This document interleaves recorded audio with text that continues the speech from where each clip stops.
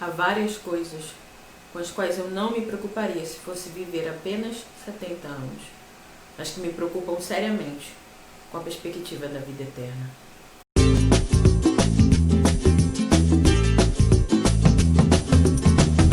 Olá, eu sou a Luma Carneiro, bem-vindo ao canal Extraordinário Leitor Ordinário e a resenha de Cristianismo Puro e Simples do C.S. Lewis. O que é este livro tão famoso? Na verdade, ele é uma coletânea assim, de palestras que o Lewis deu para a rádio BBC na época da Segunda Guerra. Ele foi convidado, né, com uma mensagem de esperança, talvez. A gente sabe como ficam os ânimos das pessoas em épocas como essas. E, gente, eu tenho um cachorrinho pequenininho aqui pela vizinhança, então acho que ele vai aparecer bastante nesse vídeo, vou logo avisando. Porque ele tá imparável hoje. Mas enfim, então aqui a gente vai ter obviamente um pouquinho além das palestras, né? Em alguns momentos ele mesmo vai nos dizer, não, na palestra, por causa de questão de tempo mesmo que eu fui até aqui, mas existe esse outro ponto de vista, talvez, algo assim. Esse livro aqui, ele é dividido em 4 livros, na verdade, né? O primeiro livro, o Lewis vai nos convencer de um ponto de vista, né, de uma cosmovisão teísta, onde ele parte da lei moral, do sentido de bem e mal, que eu já vou entrar mais em detalhes daqui a pouco. Na segunda parte ele vai então usar o ponto de vista teísta cristão, né? Já que ele vai estruturar no que os cristãos creem, né? Um pouco da teologia deles, né? De vinda de Cristo, de por que o mundo é mau então, coisas assim. Já na terceira etapa ele vai dizer como o que os cristãos creem influenciam no que os cristãos fazem, que no caso seria a conduta cristã. E no quarto livro ele vai, que pra mim, ao mesmo tempo que é uma parte excelente, tem alguns pontos que eu totalmente não concordo, a gente chega lá depois, não daqui a pouco, depois. Mas então nessa quarta etapa ele vai introduzir um pouco, né, de questões mais teológicas mesmo, um pouquinho mais a fundo, né, questão de como é o tempo para Deus, ou como é essa coisa de Deus que é 3 e é 1, e coisas do tipo. Vamos começar agora valendo mesmo. O Lewis já começa dizendo que, na verdade, esse livro ele é um saguão, assim, sabe, de uma casa. Você não mora ali, você chega ali e dali você é conduzido a outro lugar. Então aqui é a introdução da introdução. Ele não vai adentrar em questões tão contraditórias assim. Então, se você quer, ou é um livro mais profundo sobre outras áreas, talvez esse aqui não seja tão caso assim. O Lewis mesmo vai dizer que existem outros cômodos aí nessa residência. Mas então, o primeiro livro começa com essa questão da lei moral. Usando o nosso senso de certo e errado, o Lewis vai nos conduzindo a acreditar, né, então, nessa mente, nesse ser cheio de vontade, cheio de mandamentos, né, para a humanidade, enfim. E talvez algumas pessoas pensem, né, mas o certo e errado depende do ponto de vista, depende da pessoa, depende de contexto social e coisas do tipo. Né? E o Lewis vai logo assim, logo com os 2 pés, assim, porque ele fala, por exemplo, do nazismo. Né? Hoje em dia a gente olha para o nazismo e não tem como achar aquilo minimamente decente, apesar das pessoas da época terem sofrido essa lavagem cerebral aí. Mas a gente até hoje pode encontrar pessoas que, de alguma forma bizarra, é o mínimo que eu posso dizer, ainda compactuam com tudo isso. Eu espero, né, que ao menos em teoria, em prática, pelo amor de Deus. De teoria já é podre demais, mas enfim. Então, o que o Lewis vai dizer pra gente é que a gente sabe que o nazismo é errado e ponto, entende? Não tem como você nunca vai ter uma roda de discussão promovida pela sociedade para discutir isso. E ponto final. A gente sabe que isso é geral, por exemplo, o Lewis vai dizer aqui na página 9, eu vou ler vários trechos do livro, tá? Então, é a minha conversa com o Lewis, quase. No sentido assim, ele começa assim: se a gente fosse subverter a moral, realmente, assim, se a gente fosse educado, criado sob outra moral, sob outra estrutura moralista completamente diferente, ele vai dizer o seguinte: imagine um país que admirasse aquele que foge do campo de batalha, ou em que um homem se orgulhasse de trair as pessoas que mais lhe fizeram bem. O leitor poderia igualmente imaginar um país em que 2 e 2 são 5. Os povos discordaram a respeito de quem são as pessoas com quem você deve ser altruísta, sua família, seus compatriotas ou todo o gênero humano, mas sempre concordaram em que você não deve se colocar a si mesmo em primeiro lugar. Então são algumas noções como, por exemplo, aqui coragem e covardia. Imagina a gente crescer sobre uma moral em que a covardia é aplaudida e a coragem é desencorajada, por exemplo. E ele vai dizendo que, obviamente, né, você vai ter cenários em que uma sociedade tem uma moral melhor que a outra. Mas ele bate no ponto, ele vai explicando aqui, de que, na verdade, as morais mesmo são mais parecidas desses povos do que a gente, em primeiro lugar, numa primeira análise, imaginaria. Outro argumento contrário que ele vai descrever é quem diz assim, não, tudo bem, a gente tem essa noção de certo e errado, mas é porque a gente aprendeu com os mais velhos, a gente aprendeu na escola, com os pais, ou qualquer coisa do tipo. Se a gente tivesse, sei lá, criado na floresta, a gente não teria isso. Então a culpa é porque a gente aprendeu dos pais. Mas aí o Lewis também, né, obviamente, vai contra-argumentar, dizendo que a gente aprendeu muitas coisas dos pais e que elas não significam que são mentiras. A gente aprendeu coisas na escola, por exemplo. Eu sei que a França fica na Europa. Eu nunca saí do Brasil. Já saí do Pará, mas nunca saí do Brasil. E eu acredito piamente que a França fica na Europa, porque a geografia me ensinou, a história me ensinou, pessoas que eu conheço já foram lá e voltaram e me disseram que é verdade. Então não é só porque eu aprendi pelos outros ou por mais instruídos que algo deixa de ser verdade. A matemática também, o Lewis vai dizer, né, que a gente aprende a duras penas na escola e ninguém fica, mas e se 2 e 2 for 1000? E ele vai também direcionando a gente para pensar que a moral é sempre contrário ao que a gente quer pra gente mesmo, né? Por exemplo, eu vou pegar aqui exemplo de criança, um exemplo besta assim. Você tá em casa, às vezes, sozinho, sei lá, você quebrou o vaso da sua mãe. A primeira coisa, ao menos, eu pensava assim, de verdade, quando eu era criança, eu tenho que arrumar um jeito de esconder, eu tenho que arrumar um jeito de colocar a culpa em outra pessoa, que o vento bateu no vaso, qualquer coisa. Mas, ao mesmo tempo, existe aquela voz dentro de mim que diz, você tem que ir e confessar. E admitir, mãe, eu tava distraída, eu joguei mesmo, seja lá o que for. Então, ele vai dizendo como a moral, ela não pode ter sido inventada pelo homem, porque ela vai contra tudo que a gente pensa assim, pela gente mesmo. A gente quer se safar sempre, a moral diz, não, passo certo. E essa noção de certo e errado, né, vem da onde, então? E o Lewis, então, apresenta pra gente, basicamente, duas respostas, né? Na verdade, duas alternativas. Ou é um acidente, ou é um acaso, ou existe uma mente por trás disso que tem valores, né? Que tem uma escala, enfim.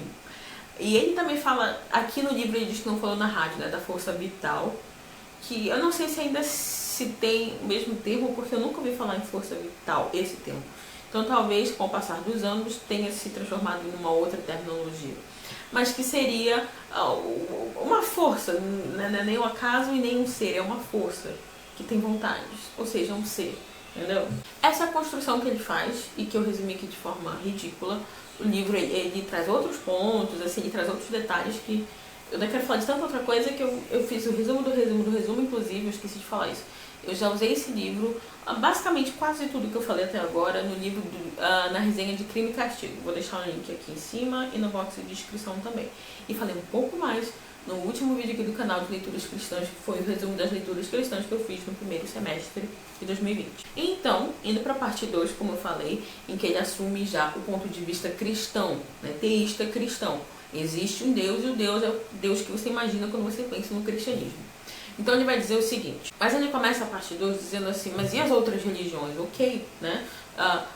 Ele não vai contra-argumentar cada uma das religiões teístas, mas ele vai dizer o seguinte, para nós que somos cristãos, nós não precisamos dizer que tudo o que as outras religiões acreditam está errado. Porque a gente acredita que Deus ilumina todo homem em níveis diferentes, né? Todo homem conhece o amor de Deus, todo homem conhece, às vezes de uma forma fracionária, assim, né? Uns mais, uns menos, a misericórdia e tal, né? O sol, a chuva, família, essas coisas.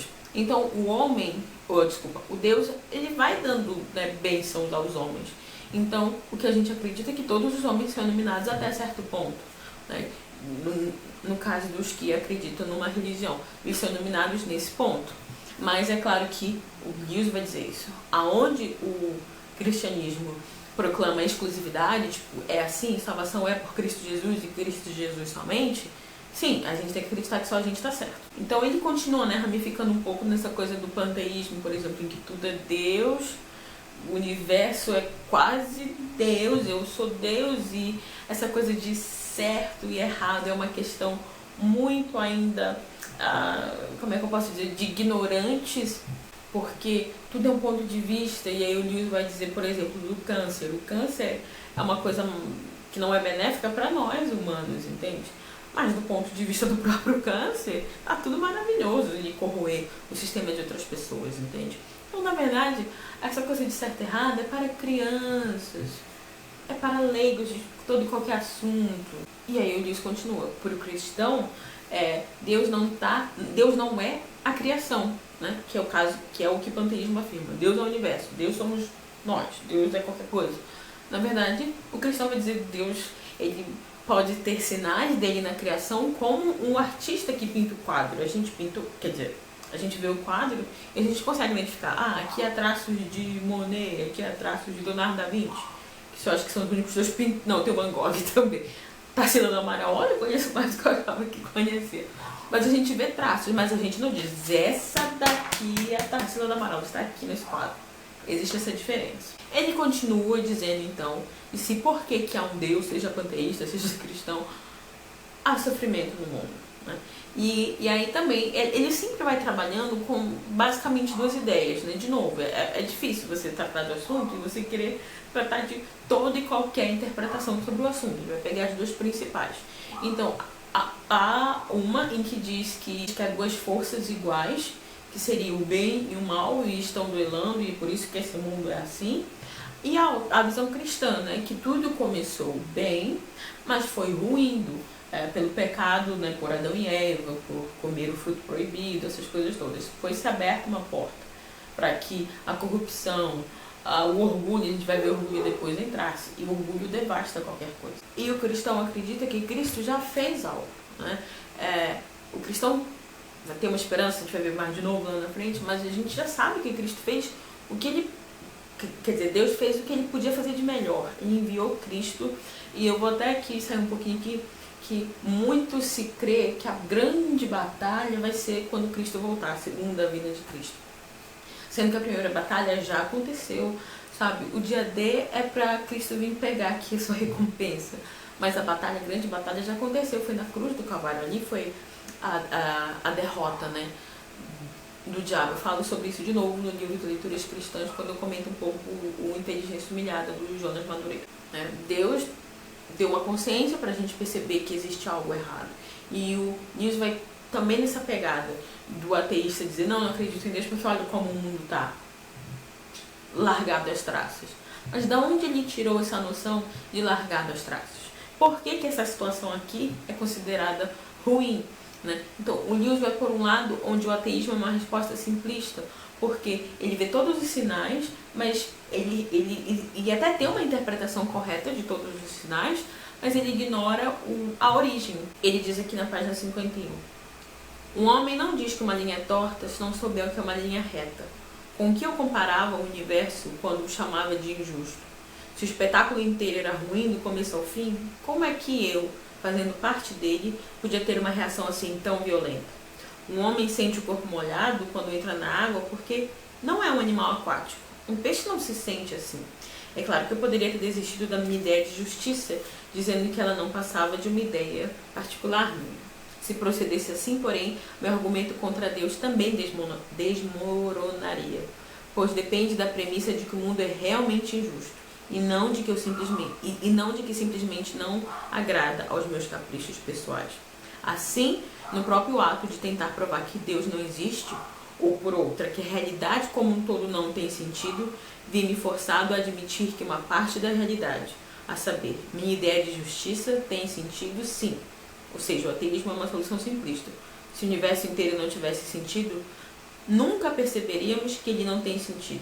Do mesmo modo que, se não existisse luz no universo e as criaturas não tivessem olhos, nunca nos saberíamos imersos na escuridão. Então, já sobre Cristo, né, que talvez seja a figura mais... não vou dizer controversa, assim, mas é a figura que mais causa várias interpretações, cada um tem um pensamento sobre Cristo, né, coloca Cristo em uma certa categoria. O Lewis também vai dizer algo aqui na página 69. Estou tentando impedir, e eu esqueci de dizer isso, era para eu ter dito isso lá no início. O Lewis era um ateu ferrenho, né, que foi convertido com a ajuda do Tolkien, pelo Espírito Santo, né, mas com a ajuda do Tolkien, ao protestantismo, o que incomodou Tolkien, que era católico. E diz assim, então ele diz assim sobre Jesus Cristo: estou tentando repetir que alguém repita a arrematada tolice dita por muitos a seu respeito. Estou disposto a aceitar Jesus como um grande mestre da moral, mas não aceito a sua afirmação de ser Deus. Essa é a única coisa que não devemos dizer.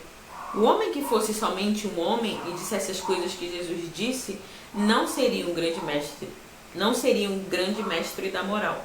Seria um lunático, no mesmo grau de alguém que pretendesse ser um ovo cozido, ou então o diabo em pessoa. Faça sua escolha. Ou esse homem era e é o Filho de Deus, ou não passa de um louco ou coisa pior. Que ninguém venha com paternal condescendência dizer que ele não passava de um grande mestre humano. Ele não nos deixou essa opção e não quis deixá-la. E aí ele continua, né, com uma coisa que também muito se questiona, né? Já que Deus queria perdoar o pecado do ser humano, por que ele mesmo não veio? Por que ele mandou Cristo? Só que a gente esquece que Cristo é ser humano e Deus. E só ele poderia realmente vir. Porque a gente precisava de alguém que obedecesse a lei do Senhor, que obedecesse a sua vontade. Um homem que obedecesse a sua vontade, um representante nosso. Ok, Cristo veio em forma de homem. Mas ao mesmo tempo, só Deus poderia obedecer a própria vontade de Deus, já que o homem já tinha falhado desde o início de Adão e Eva. Então, muitas pessoas reclamam que, olha, se fosse qualquer outro homem que tivesse pecado, mas depois se endireitasse e tivesse morrido na cruz, esse seria um pecado, até poderia aceitar.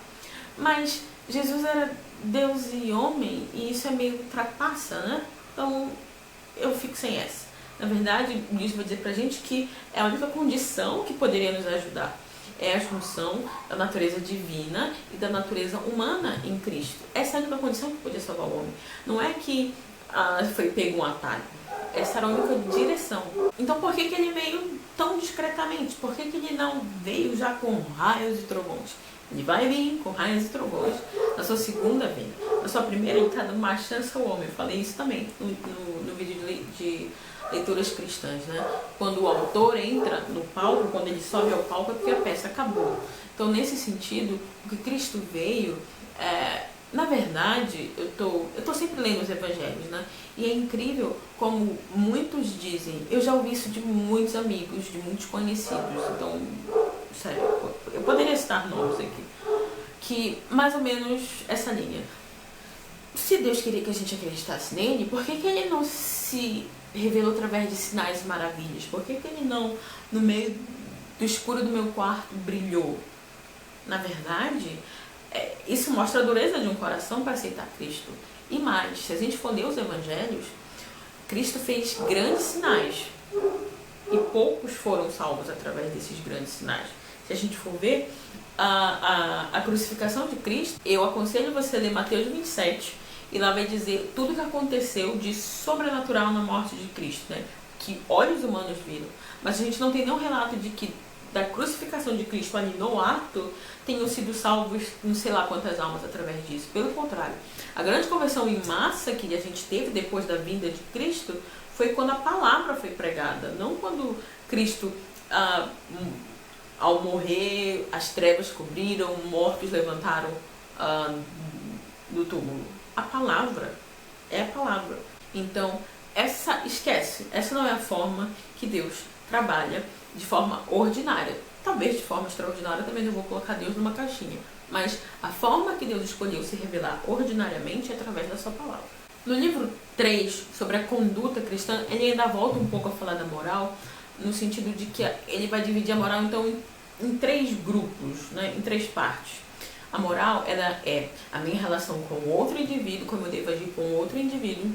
A moral é como eu devo agir comigo mesmo, inclusive. E a moral é o meu relacionamento com o Criador, né, com este ser que eu estou reconhecendo, né? Seguindo aqui a argumentação do Newton, eu estou reconhecendo. E ele vai dizer que a gente entende, todo mundo, todo ser humano aceita a moral nesse primeiro nível, do meu relacionamento com o outro. Já no segundo nível, é um pouquinho mais difícil, no terceiro o bicho pega. E daqui pra frente, para assumir, para analisar a conduta cristã, o Niels fala isso, tá? Ele não deixa entender, ele fala. A partir desse momento, eu estou assumindo um ponto de vista cristão.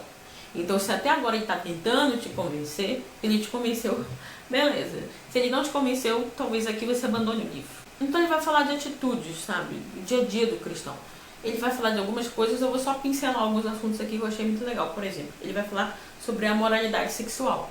E ele vai tratar isso em 2 capítulos. É quase como se fosse uma antítese. No primeiro capítulo ele vai, digamos, abordar o lado negativo e como a gente tem tratado isso hoje em dia. Então ele vai dizer aqui na página 129 o seguinte: tivemos de ouvir ad nauseam, eu vou deixar aqui na tela que eu não sei, latim, que o desejo sexual não difere de nenhum outro desejo natural e que, se abandonarmos a tola e antiquada ideia vitoriana de tecer uma cortina de silêncio em torno dele, tudo neste jardim será maravilhoso. Outro trecho. Dizem que o sexo se tornou um problema grave porque não se falava sobre o assunto. Nos últimos 20 anos, não foi isso que aconteceu. Todo dia se fala sobre o assunto, mas ele continua sendo um problema. E o que Lewis vai dizer é o seguinte: acredito que a raça humana só passou a tratar do tema com discrição porque ele já tinha se tornado um problema. E olha isso aqui, eu achei isso interessantíssimo já na época do Lewis. Ele vai dizer o seguinte: existem pessoas que querem manter o nosso instinto sexual em chamas para lucrar com ele. Afinal de contas, não há dúvida de que um homem obcecado é um homem com baixa resistência à publicidade. E aí aqui é um dos grandes argumentos do Lewis nesse capítulo. Ele vai dizer o seguinte: a submissão a todos os nossos desejos obviamente leva à impotência, à doença, à inveja, à mentira, à dissimulação, a tudo enfim que é contrário à saúde, ao bom humor e à franqueza. Para qualquer tipo de felicidade, mesmo neste mundo, é necessário comedimento. Logo, a afirmação de que qualquer desejo é saudável e razoável só porque é forte não significa coisa alguma. E já no capítulo seguinte ele vai falar sobre isso de uma forma mais positiva, que é o casamento cristão, né? E tudo isso, todo esse desejo, né, tem que levar, do ponto de vista cristão, já que a pessoa quer, ao casamento. Esse é o fim.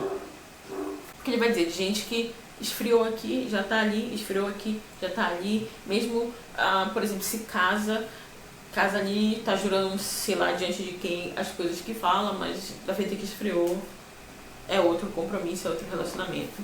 Ele vai dizer o seguinte: se você perseverar, o arrepio da novidade, quando morre, e né, morre, a gente sabe disso, é compensado por um interesse mais sereno e duradouro.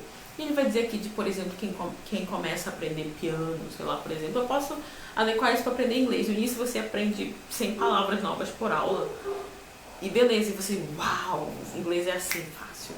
Depois você não está aprendendo mais tanta coisa nova por minuto.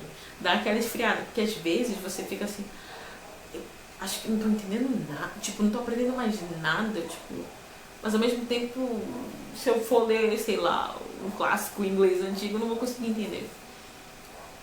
Na verdade, persista e você vai ver o resultado. É isso que o livro está querendo dizer. Vou falar sobre o perdão também.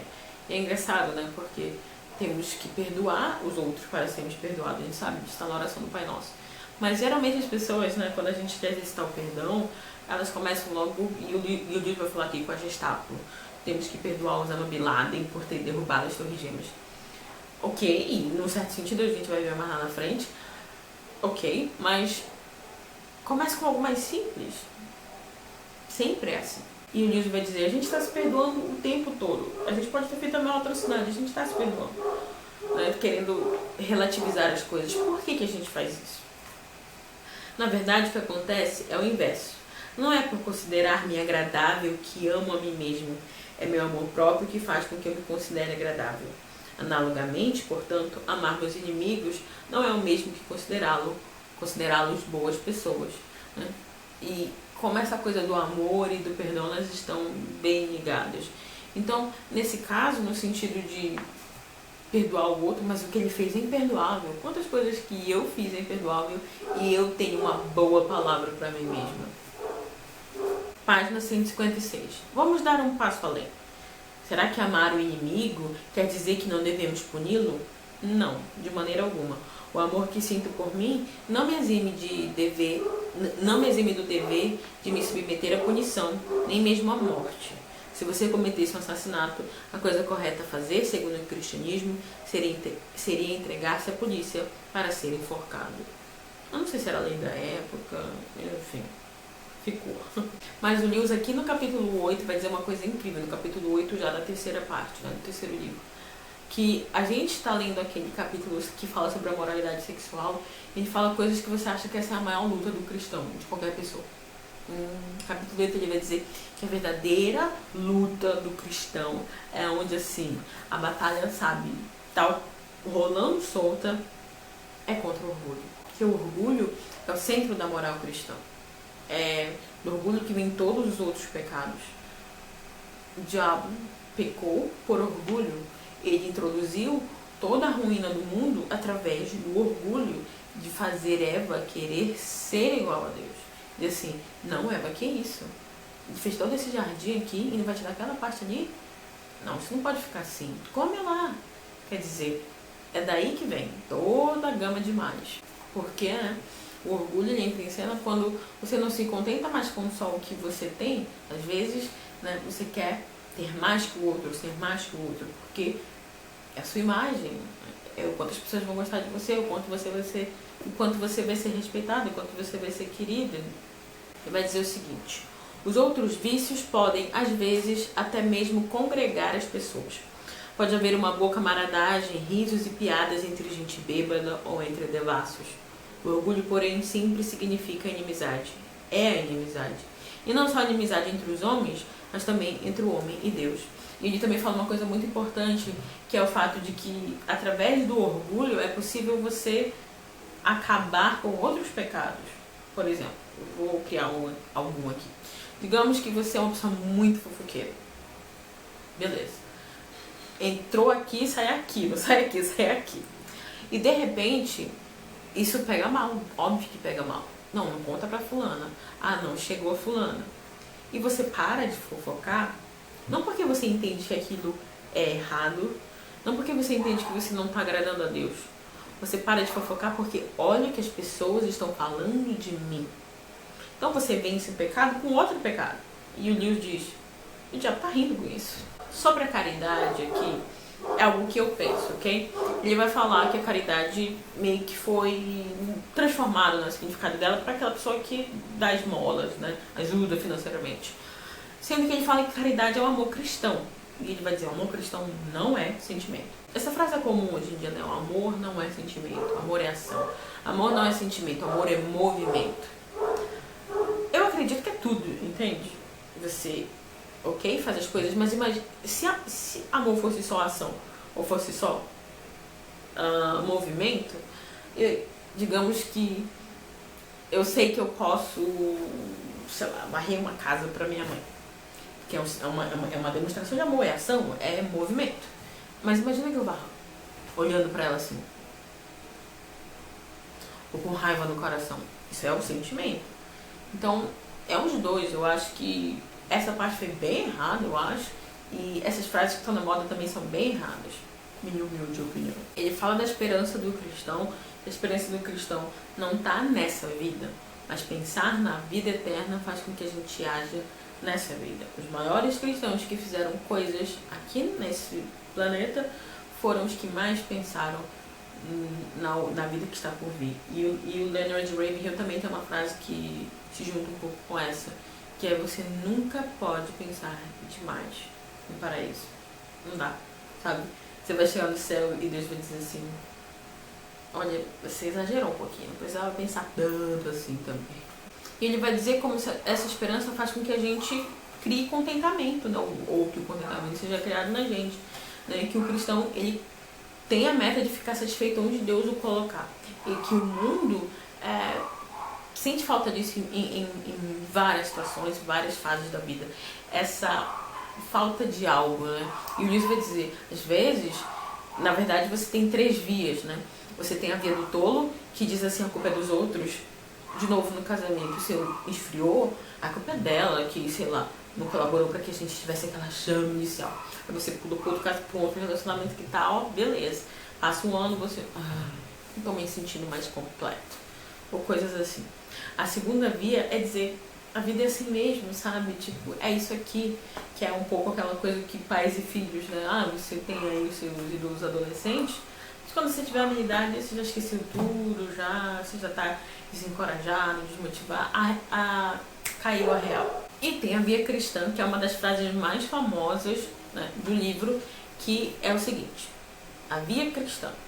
Dizem os cristãos: as criaturas não nascem com desejos que não podem ser satisfeitos. Um bebê sente fome. Bem, existe o alimento. Um patinho gosta de nadar, existe a água. O homem sente o desejo sexual, existe o sexo.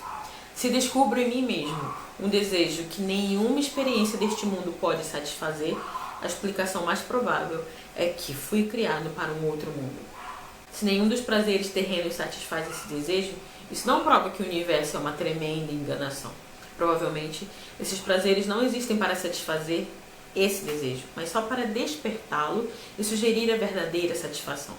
Se assim for, tenho de tomar cuidado, por um lado, para nunca desprezar as bênçãos terrenas, nem deixar de ser grato por elas. Por outro, para nunca tomá-las pelo algo a mais, do qual são apenas a cópia, o eco ou a miragem. Essa frase é muito bonita. E essa parte principal: se descubro em mim mesmo desejos que nada nesse mundo podem satisfazer, a razão mais provável é que eu tenha sido feito por outro mundo. Essa frase, eu acho que é uma das primeiras, se você jogar assim, C.S. Lewis frases. Ele termina essa parte de conduta cristã com o termo fé, né? Ele vai então meio que trabalhar dois sentidos de fé, que eu posso, sei lá, tentar resumir como acreditar em como eu acredito que 2 mais 2 é 4. E ok, isso não muda muito a minha vida, tipo, pode mudar, né? Tipo, sei lá, cálculos matemáticos que envolvam a minha vida. Dentro de mim, como eu vejo as coisas, como eu conduzo a minha vida, eu não fico, mas 2 mais 2 são 4, hein?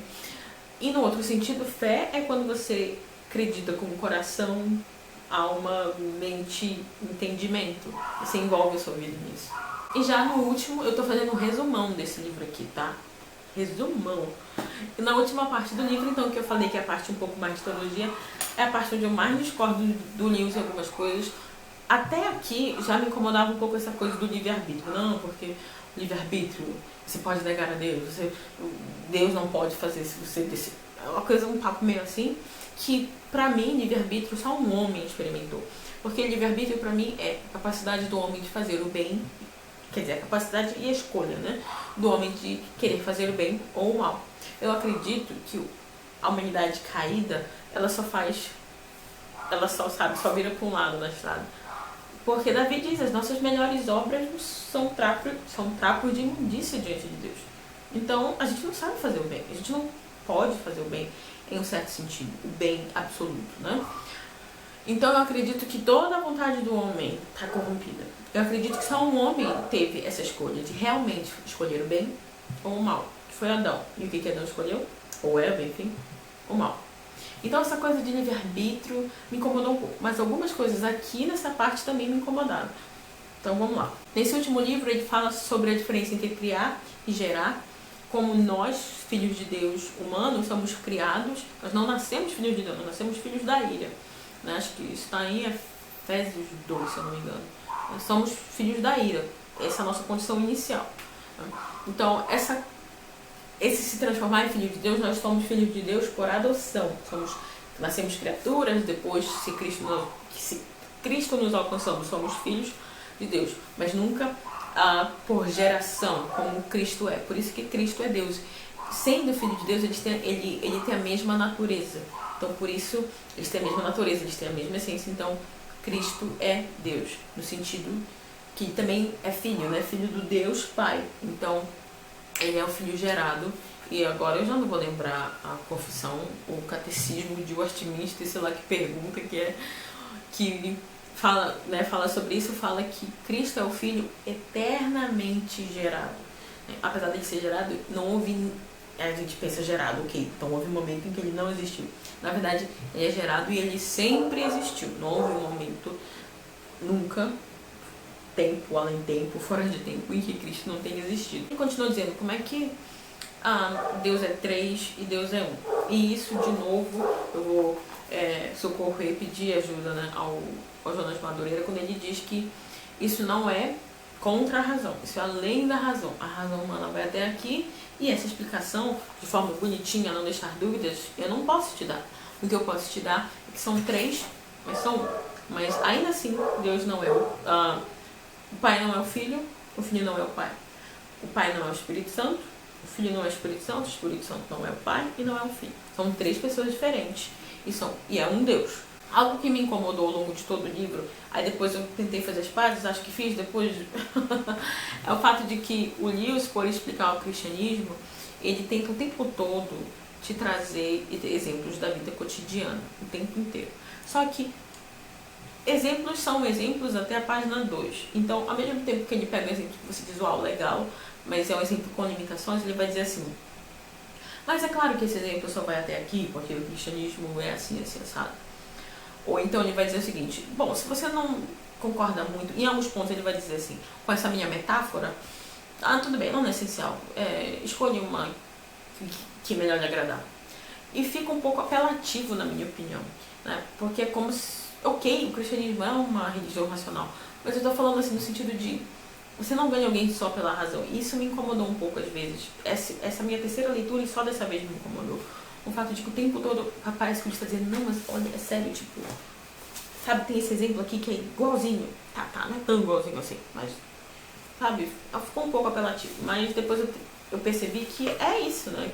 Deus fez um universo onde tudo é uma cópia, é uma imitação de realidades espirituais. Mas ainda assim, eu tô no meio termo aí, com tanto exemplo e metáfora. E olha que eu gosto de metáforas, hein? Mas não com essa coisa de convencimento, sabe? Tipo, mas como instrução, como a demonstração que seja.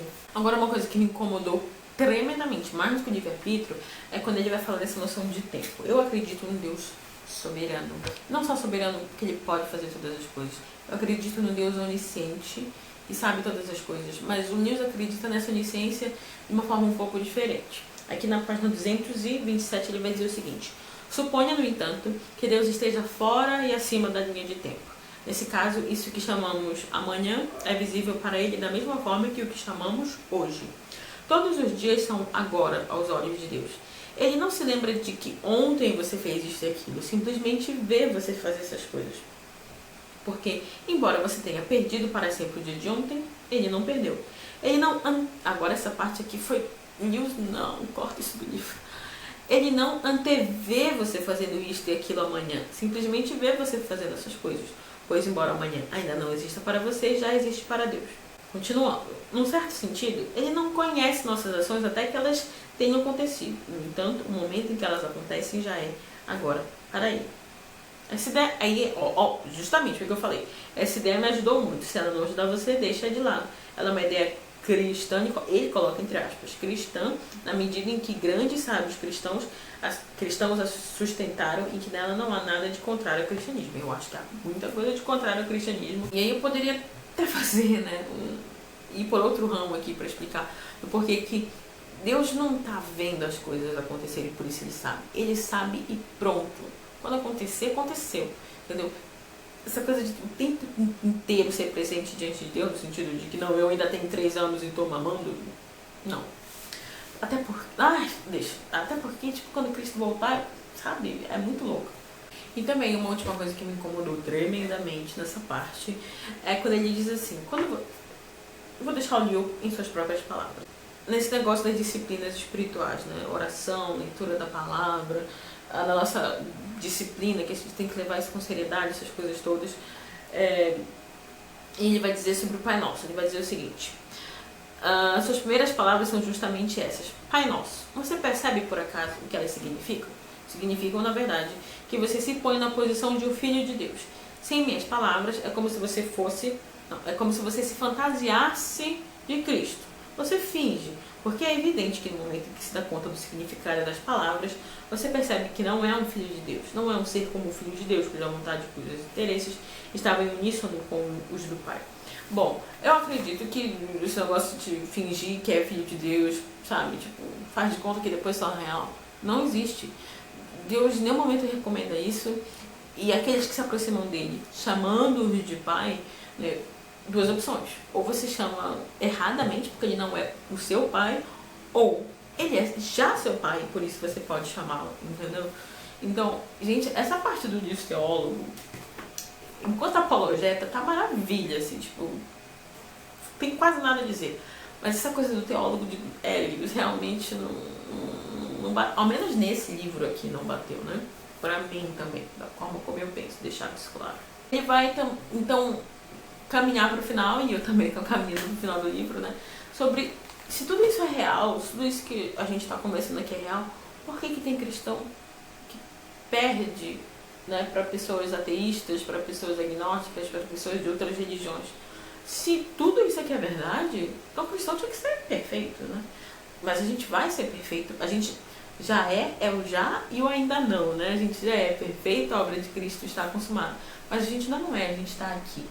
E isso também dá outro vídeo por aí, tá? Mas o que o vídeo vai dizer é, primeiro a gente precisa comparar esses maus cristãos com o que eles seriam se eles não fossem cristãos. Então, beleza, eu comparado ao, sei lá, não sei, alguém que pratica excelentes boas obras. Alguém que eu sei, né, que não tem nenhum escândalo também.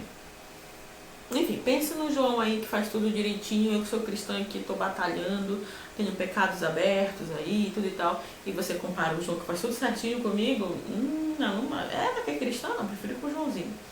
Sendo que você precisa comparar com o que eu poderia estar sendo, né, sem Cristo. Porque não é do dia pra noite, né, a Bíblia fala, o trabalho estará completo no dia do Cristo, no dia de nosso Senhor Jesus Cristo, então esse ainda não é o dia. Mas mais do que isso, e se o Joãozinho fizer tudo isso por orgulho de novo, por querer ser, por ele conseguir se fingir de pessoa boazinha e eu não. Então o dia vai trazendo algumas coisas nesse sentido. E ele vai fazer aqui uma brincadeira muito legal que eu achei nesse sentido da evolução, do próximo passo, né? O que será, já que nós vemos... Eu vou dizer do macaco, eu sei que a ciência diz que não é do macaco, é de um parente do macaco, mas eu vou pro geralzão. Nós viemos do macaco, estamos aqui, qual será o nosso próximo passo? O cristianismo já tem a resposta, né? Inclusive, ele vai dizer o seguinte: talvez o homem moderno possa compreender melhor a ideia cristã se a entender no contexto da evolução. Hoje em dia todos já ouviram falar da evolução, embora já homens instruídos que não creiam nela. Todos já tiveram de ouvir que o homem evoluiu a partir das formas inferiores de vida. Consequentemente, as pessoas a miúde se perguntam qual será o próximo passo. Quando aparecerá o ser que virá depois do homem? Escritores cheios de imaginação tentam às vezes desenhar a figura desse próximo passo, o super-homem. Não é Nietzsche, pois assim o chamam, mas no geral só conseguem esboçar os contornos de um ser humano muito pior do que o homem que conhecemos. E depois tentam compensar esse fato dando-lhes novos pares de braços e pernas. A resposta de Lewis é, de fato, o próximo passo da evolução é novo, é completamente novo. Não é uma mudança de homens cerebrais para homens mais cerebrais ainda. É uma mudança que parte numa direção completamente diferente, de criaturas de Deus para filhos de Deus. Comparada com o desenvolvimento do homem neste planeta, a difusão do cristianismo pela raça humana parece dar-se na velocidade do raio. 2000 anos são quase nada em comparação com a história do universo. Ponto 3. Sem dúvida, o mundo exterior pensa o contrário, pensa que estamos morrendo de velhice. Mas não é a primeira vez que esse pensamento lhe ocorreu. Já lhe ocorreu pensar que o cristianismo estava morrendo por causa das perseguições externas, da corrupção interna, da ascensão do islamismo, da ascensão das ciências físicas, do surgimento dos grandes movimentos revolucionários anticristãos. Em cada um desses casos, porém, o mundo se decepcionou. Sua primeira decepção foi a crucificação. O homem ressuscitou. Em certo sentido, e sei muito bem que isso deve parecer terrivelmente injusto aos olhos do mundo, esse mesmo fato vem se repetindo desde então. O mundo continua matando aquilo que Jesus fundou, e cada vez, quando está alisando a terra por cima da cova, ouve dizer de repente que aquilo ainda está vivo e surgiu de novo em algum outro lugar. Bom, gente, esse é um resumo do resumo dessa obra incrível, que eu tenho ponto de discordância. O único lugar que eu não discordo de nada é a Bíblia. Tudo bem. E é isso então, pessoal. Obrigado pela visita. Esse vídeo é enorme, devia ter pedido like no início, né? Espero então que você deixe sua curtida. Então, caso discorde, concorde, queira tacar uma pedra, taque pedra nos comentários, que eu levanto a bandeira da paz. Ou não. Tchau, gente. Até mais.